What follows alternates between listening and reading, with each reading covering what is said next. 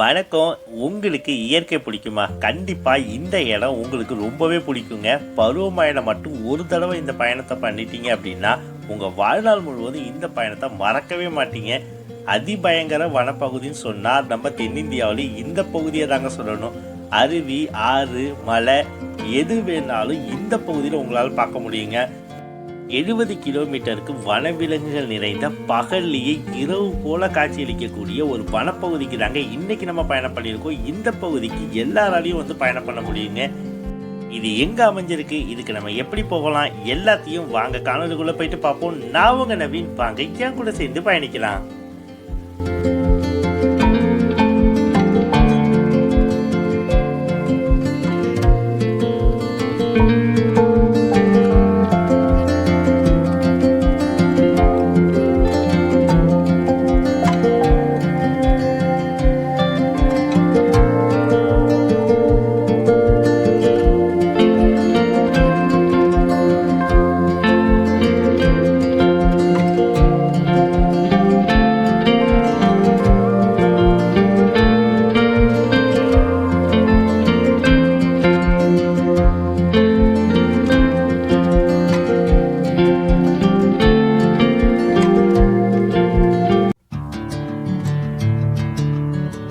வணக்கம், நான் உங்க நவீன். இன்னைக்கு நம்ம கேரளா மாநிலத்தில் இருக்கோங்க. பருவமழை நல்ல தீவிரமடைஞ்சிருக்கு. நம்மளோட பயணத்தையும் ஆரம்பிச்சிட்டோம். இன்னைக்கு நம்ம பயணம் பண்ண போகிற பகுதி தென்னிந்தியாவில் ரொம்ப ரொம்ப அதிபயங்கரமான ஒரு பகுதிங்க. அது அங்கே எல்லாருக்கும் அனுமதின்றது இருக்கும். இதில் என்ன சிக்கல்னா, இந்த ஊருக்கு எப்படி பயணம் பண்ண போகிறோன்றதாங்க ரொம்ப சிக்கல். ஏன்னா எல்லாமே இப்போ மாறிடுச்சு. அது என்ன விவரம், என்ன பிரச்சனை எல்லாத்தையும் நான் உங்களுக்கு சொல்கிறேன். இப்போ நம்ம இருக்கிறது சாலக்குடிங்க. சாலக்குடினோடனே நிறைய பேருக்கு தெரிஞ்சிருக்கும் எங்கே பயணம் பண்ண போகிறோம் அப்படின்னு. பேருந்தில் யாருமே இல்லைங்க. நம்ம இன்றைக்கி எங்கே பயணம் பண்ண போகிறோன்னா மலகப்பாறை வரைக்கும் பயணம் பண்ண போகிறோங்க. ஆனால் மலகப்பாறாவோடு நம்ம பயணம் நிற்க போகிறதில்ல. அதுக்கு வந்து பயண கட்டணம் 120 ரூபா வசூல் பண்ணுறாங்க. இது வந்து சாலக்குடியோடைய தனியார் பேருந்து நிலையங்க. நம்ம இன்றைக்கி பயணம் பண்ண போகிறது வால்பாறை வரைக்கும்.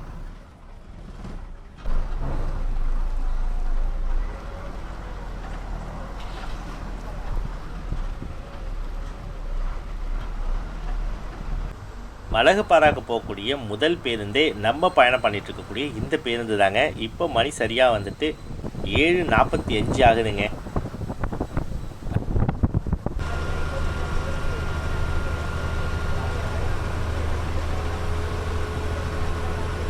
வால்பாறை போகிறதுக்கு எதுக்குடா மலகப்பாறா பேருந்தில் ஏறி இருக்கேன் அப்படின்னு சொல்லிட்டு நிறைய பேர் நினைக்கலாம். சில பேருக்கு தெரிஞ்சிருக்கும், பல பேருக்கு இன்னும் தெரியாமல் இருக்குங்க. சாணிக்கிஸ்ன்னு சொல்லக்கூடிய நம்ம சாலக்குடியிலேருந்து வால்பாறை வரைக்கும் போகக்கூடிய அந்த தனியார் பேருந்து சேவை நிறுத்திட்டாங்க. 60 வருடமாக வந்து மக்களுக்கு சேவை அளித்த அந்த பேருந்து போதுமான அளவுக்கு வருமானம் வரலை அப்படின்றதுக்காக நிறுத்திட்டாங்கங்க. அதுக்கு முக்கிய காரணம், கேரளா மாநிலத்துலேயும் வந்து நம்ம தமிழ்நாடு மாதிரியே கட்டணமில்லா பேருந்து வந்து சேவையை கொடுத்துட்ருக்காங்கங்க.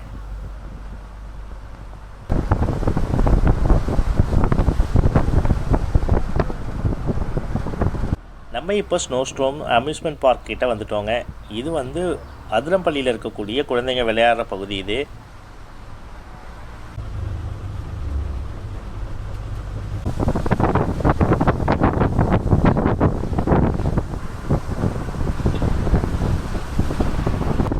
வால்பாறைக்கு இப்போ நேரடி பேருந்து சேவை இல்லாததுனால எப்படி நம்ம வால்பாறை பயணம் பண்ணுறது அப்படின்றத நம்ம மக்களுக்கு காட்டணும் அப்படின்றதுக்காக தாங்க இன்றைக்கி இந்த பயணத்தை வந்து ஆரம்பித்தோம். அதுவும் பருவமழை வேறு பெஞ்சிட்ருக்குன்றதுனால கண்டிப்பாக இந்த பயணத்தை விடுவோமா, மலகப்பாறை வரைக்கும் போயிட்டு அதுக்கப்புறம் வால்பாறை போகணுங்க. எப்படி போகிறது, அடிக்கடி பேருந்து சேவைகள் கிடையாது. அதனால் எந்த மாதிரி போகலாம் அப்படின்றத பார்ப்போம். இந்த இடத்துல பாருங்கள், ஆற்றுலலாம் ஃபுல் தண்ணி போயிட்டுருக்குங்க.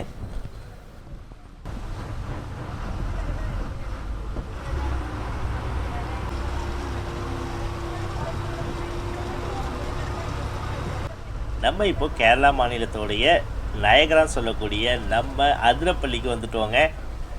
பேருந்தில் பயணம் பண்ணுறப்போ உங்களுக்கு நீர்வீழ்ச்சியை பார்க்க முடியுங்க. இருந்தாலும் கூட உங்களால் வந்து ஒரு செகண்ட் தான் வந்துட்டு பார்க்க முடியும். இங்கே நம்ம வந்துட்டு டிக்கெட் எடுத்துகிட்டு போய் உள்ளே போய் பார்த்துட்டு வரலாம். நுழைவு கட்டணம் வந்து 50 ரூபா வசூல் பண்ணுவாங்க.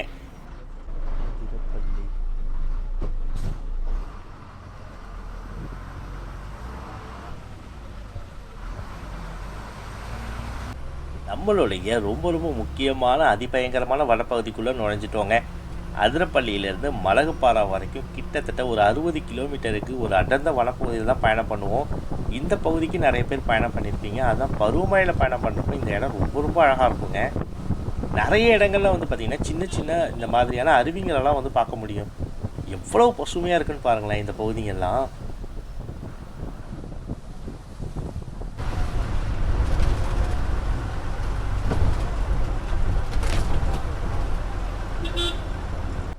நம்ம இப்போ சார்பா நீர்வீழ்ச்சிக்கு வந்துட்டோம். கட்டணமே இல்லாமல் எளிமையாக பார்க்கக்கூடிய ஒரு நீர்வீழ்ச்சினா அது இந்த நீர்வீழ்ச்சி தான். இந்த பகுதியில் பயணம் பண்ணுறப்ப இந்த இடத்த மட்டும் பாருங்க, எப்படி இருக்கு பாருங்க. இன்னைக்கு நல்ல தண்ணிங்க, சரியான தண்ணி வந்துட்டு இருக்கு. எப்பா, அந்த இங்கேயே சாரல் அடிக்குதுங்க. நம்ம பேருந்தில் தான் பயணம் பண்ணுறோம், எவ்வளோ தூரத்தில் பயணம் பண்ணுறோம், இங்கே அடிக்குது சாரல்.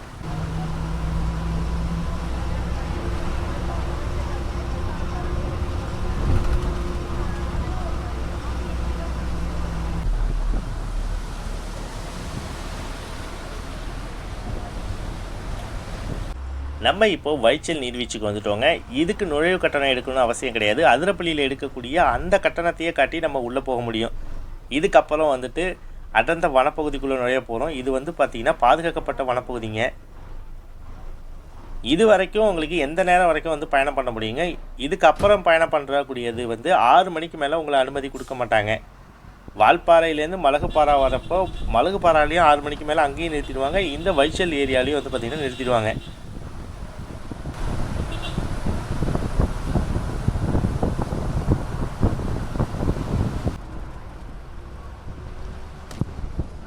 நம்ம இப்போ சாலக்குடி ஆற்றை கடந்துட்டுருக்கோம். எவ்வளோ பிரம்மாண்டமாக இருக்குது பாருங்கள் இந்த ஆறு. இந்த பகுதியில் பயணம் பண்ணுறப்ப இருக்கிறதுலே மிகப்பெரிய ஆறு வந்து இந்த ஆறு தாங்க. இதுதான் வந்து அதிரப்பள்ளியில் நீர்வீழ்ச்சியாகவும் வருது.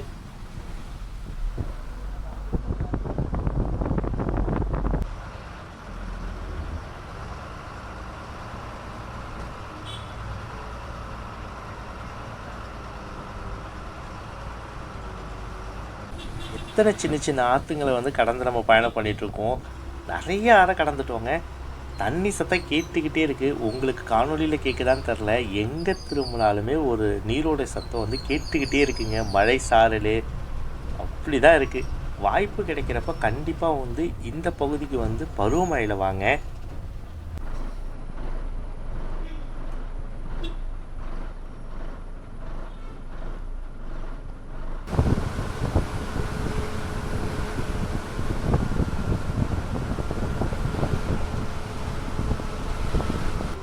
ஒரு வாகனம் போகிறதுக்கு உண்டான சாலை மட்டும்தான் இருக்கும். எந்த அளவுக்கு குறுகலான சாலையாக இருக்குன்னு பாருங்கள்.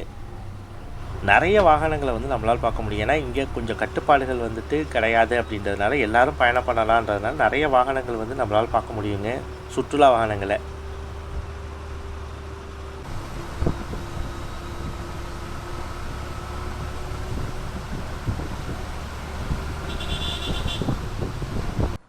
நம்ம இப்போ புளியலப்பாறை அப்படின்னு சொல்லக்கூடிய பகுதிக்கு வந்துட்டோங்க. இங்கே வந்து ஒரு 10 நிமிடம் வந்து பேருந்து நிற்குமா.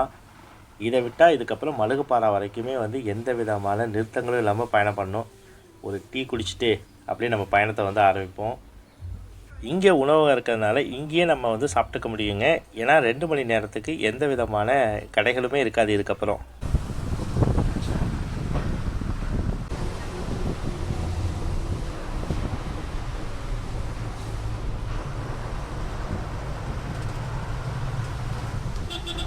இந்த பகுதியை பற்றி நிறைய பேர் கேள்விப்பட்டிருப்பீங்க. வனவிலங்குகள் ரொம்ப ரொம்ப அதிகமாக இருக்கக்கூடிய பகுதின்னு.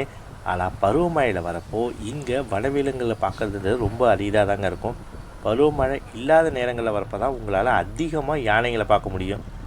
நம்ம சாலையில் பயணம் பண்ணுறப்பையும் நிறைய இடங்களில் வந்து யானையோடைய சாணத்தை எல்லாத்தையுமே வந்து பார்க்க முடியுங்க.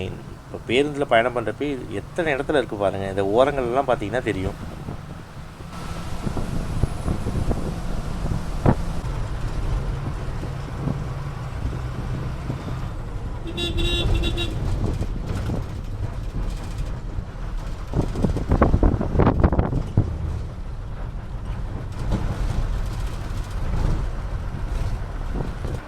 நம்ம சொந்த வாகனங்களில் இங்கே பயணம் பண்ணுறதுக்கு சில கட்டுப்பாடுகள்லாம் இருக்குங்க. மைச்சல்லேருந்து மலகுப்பாறாவுக்கு 2.5 மணி நேரத்தில் நம்ம பயணம் பண்ணணும். காலையில் 6 மணிலேருந்து மாலையில் 6 மணிக்குள்ளே தான் வந்து 4 சக்கர வாகனங்களுக்கு அனுமதி கொடுப்பாங்க. 2 சக்கர வாகனங்களாக இருந்ததுன்னா மாலை 4 மணியோடு நிறுத்திடுவாங்க. பெரும்பாலும் நீங்கள் பகல் நேரத்துலேயே இந்த காட்டை கடக்கிறது நல்லதுங்க. இரவு நேரங்களில் எந்த நேரத்துலையும் வந்து வனவிலங்குகள் அச்சுறுத்தல்ன்றது இருக்கும்.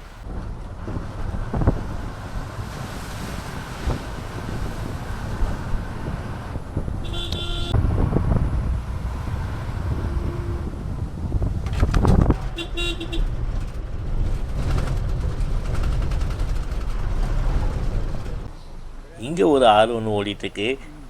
நம்ம பயணம் பண்ண ஆரம்பித்து ஒரு 100 மீட்டருக்கிட்ட கடக்க மாட்டோங்க. 100 மீட்டரில் ஒரு ஆறோ அருவியோ கடந்துக்கிட்டே இருக்குங்க. இங்கே பாருங்கள் எவ்வளோ தண்ணி என்ன மாதிரி வேகத்தில் போயிட்டுருக்கு பாருங்கள். பருவமழைலாம் வந்தீங்கன்னா இது வந்து சொர்க்கம்னு தான் சொல்லுவீங்க. இந்த பகுதிக்கு கட்டுப்பாடு இல்லாதனால நம்ம எளிமையாக இந்த பகுதிக்கு வந்து பயணம் பண்ண முடியும். கவி காட்டுக்கெலாம் போகணும் அப்படின்னா ஒரு நாளைக்கு 30 வாகனங்களுக்கு தான் அனுமதி கொடுப்பாங்க. ஆனால் இதை விடவே அது பயங்கரமான வனப்பகுதிங்க. அது நீங்கள் காணொலி பார்க்கல அப்படின்னா நான் டிஸ்கிரிப்ஷனில் லிங்க் கொடுக்குறேன், மறக்காமல் பாருங்கள்.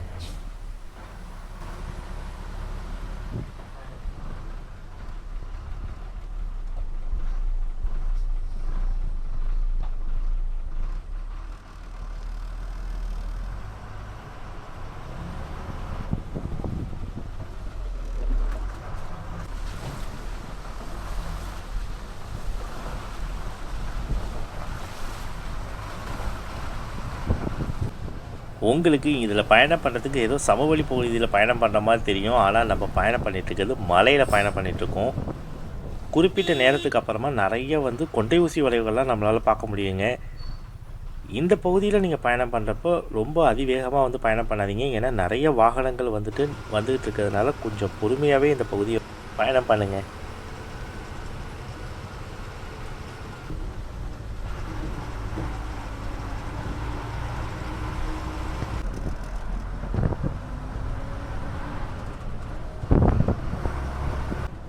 நம்ம இப்போ பயணம் பண்ணிகிட்ருக்கிறது சோழையாருடைய கீழணை கிட்ட பயணம் பண்ணிகிட்ருக்கோம். இங்கே வந்து ஒரு நீர்மின் நிலையம் இருக்குது. நம்ம சாணிக்காசுன்னு சொல்லக்கூடிய அந்த தனியார் பேருந்தில் பயணம் பண்ணுறப்போ இந்த பகுதிக்கு வராது. நம்ம அரசு பேருந்தில் பயணம் பண்ணுறப்ப தாங்க வந்து இந்த நீர்மின் நிலையத்துக்கு வந்துட்டு அதுக்கப்புறமா தான் வந்து திரும்பவும் வந்து பயணம் பண்ணுவாங்க.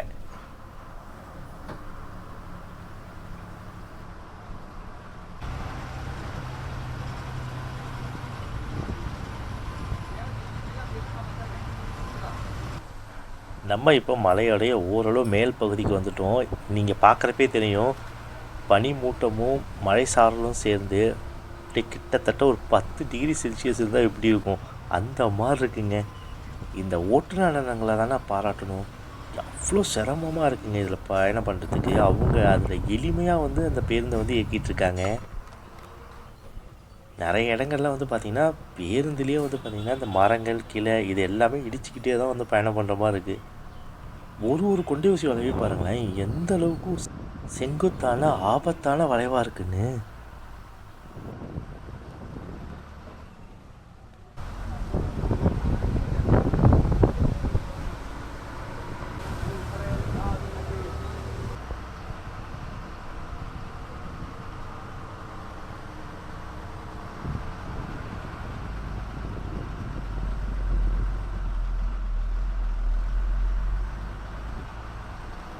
இங்கெல்லாம் நிறைய இடங்களில் வந்து இந்த மலையோடைய பள்ளத்தாக்கு பகுதியெல்லாம் பார்க்குறதுக்கு அவ்வளோ அழகாக இருக்குது. மேகங்களும் இந்த மழை சாரலும் சேர்ந்து இருக்கிறப்போ அந்த காட்சிகளை பார்க்கவே அவ்வளோ அழகாக இருக்குங்க. நிறைய பேர் வந்து இந்த மழை காலங்களில் பயணம் பண்ணுறப்போ வந்து பார்த்துருப்பீங்க.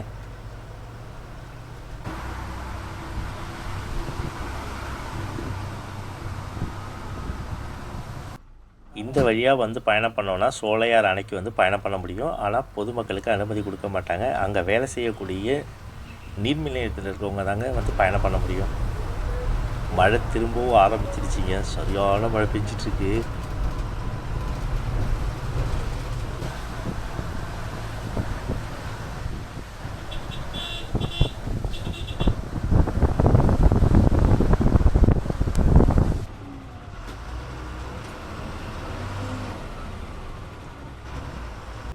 இந்த கொட்டை ஊசி வளைவை பாருங்களேன், ஒரு வாகனமே திரும்ப முடியாத அளவுக்கு வந்து தாங்க இந்த கொண்டை ஊசி வளைவே இருக்குது. ரொம்ப ரொம்ப சிரமமாக இருக்குங்க. முன்னாடி போயிட்டு பின்னாடி வந்து தான் நம்ம பேருந்தையே வந்து இயக்குறாங்க.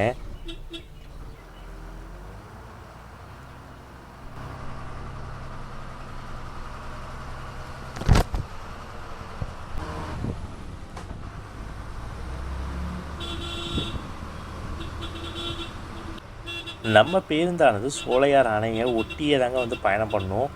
நிறைய கொண்டை ஊசி வளைவுகள் இந்த சோலையார் அணையை கிட்ட வரப்போ வந்து இருக்குங்க.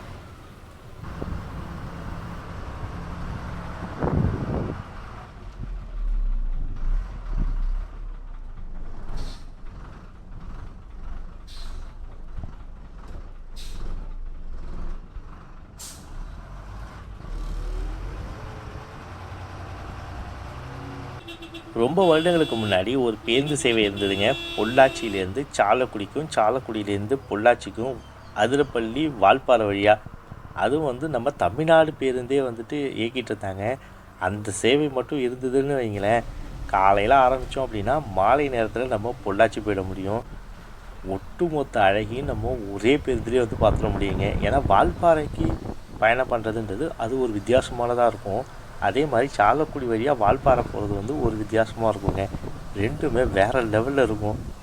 நீங்கள் பார்த்துட்டு இருக்கிறது தாங்க சோலையாருடைய கீழணை. இந்த இடமே சொல்ல வார்த்தையே இல்லை, அப்படி தாங்க இருக்குது. அணையில் ஆனால் ஓரளவு தாங்க தண்ணி இருக்குது. முழுமையாக வந்து இன்னும் அணை நொம்பலை.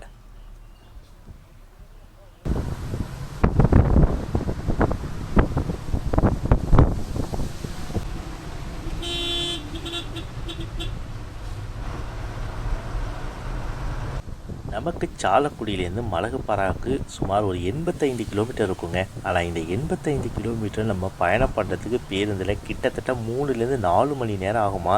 இப்பயே 3 மணி நேரத்தை கடந்து தான் பயணம் பண்ணிகிட்ருக்கோம். இன்னும் கொஞ்ச நேரத்தில் நம்ம மலகுப்பாறா கிட்ட நெருங்கிடுவோங்க.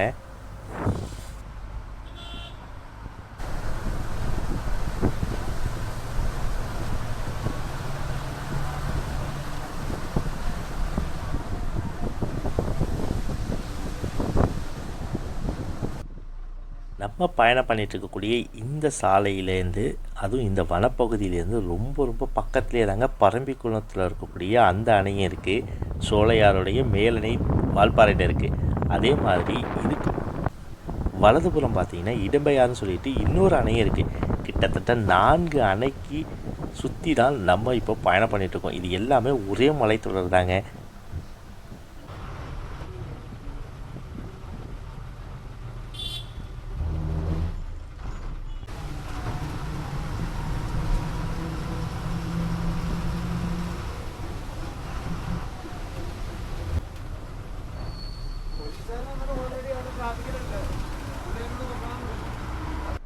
நம்ம இப்போ மலகுப்பாறையில் இருக்கக்கூடிய வனவிலங்கு அலுவலகத்துக்கு வந்துட்டோங்க. இன்னும்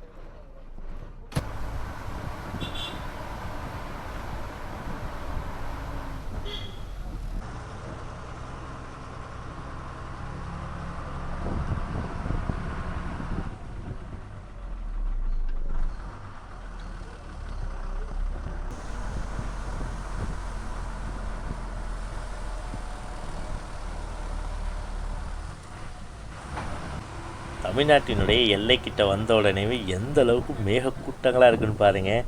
இதுதான் வந்து மலகுப்பாறையில் இருக்கக்கூடிய நகரங்க. இது ஒரு சிறிய நகரம் தான். இது வந்து தமிழ்நாட்டுக்கும் கேரளாவுக்கும் எல்லையில் அமைஞ்சிருக்கக்கூடிய பகுதிங்க இது.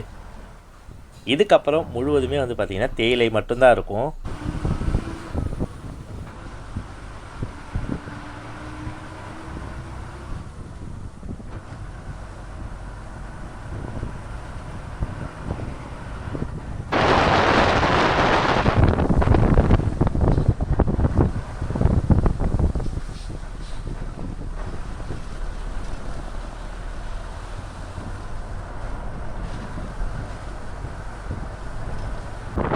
மணி இப்போ 11:45 ஆகுது. கிட்டத்தட்ட 4 மணி நேரம் ஆயிடுச்சுங்க நம்ம பயணம் பண்ண ஆரம்பித்து.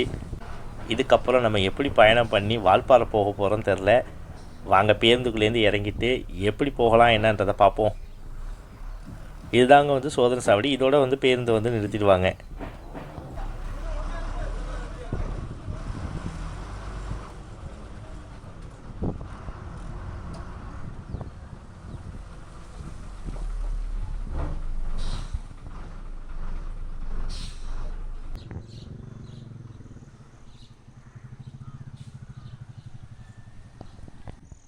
நம்ம கூட நிறைய பேர் வந்து வால்பாறை போகிறதுக்காக வந்து காத்துட்ருக்காங்க. நம்மளுடைய பேருந்தில் தான் வந்தாங்க. சில பேருந்துகள் தாங்க மலகுபாறை வழியாக வந்து வால்பாறைக்கு போகும். பேருந்து வருதா என்னன்னு தெரியல. அப்படி இல்லை அப்படின்னா வேறு ஏதாவது வழி தான் பார்க்கணும். பேருந்து இல்லைங்க, வேறு வழி இல்லாமல் இப்போ சோலையார் அணைக்கு தான் வந்து போயிட்டுருக்கோம். இங்கேருந்து ஒரு 2 கிலோமீட்டரில் சோலையார் அணை இருக்குங்க. அங்கேருந்து நிறைய பேருந்துகள் இருக்கான். 20 ரூபா வந்து ஆட்டோக்கு வந்து கேட்குறேன்.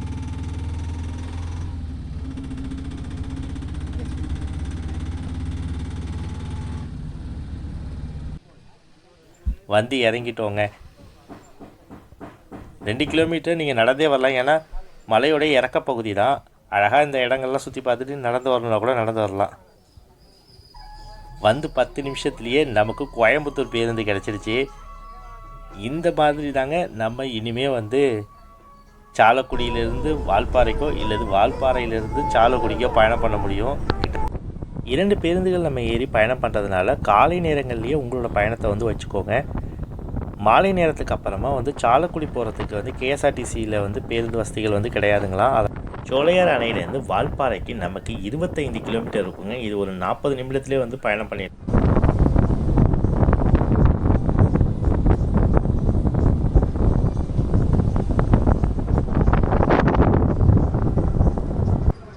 நம்ம இப்போ வால்பாறை வந்துட்டோங்க. கிட்டத்தட்ட 5 மணி நேரம் ஆகிடுச்சு நம்ம சாலக்குடியிலேருந்து வால்பாறை வரதுக்கு.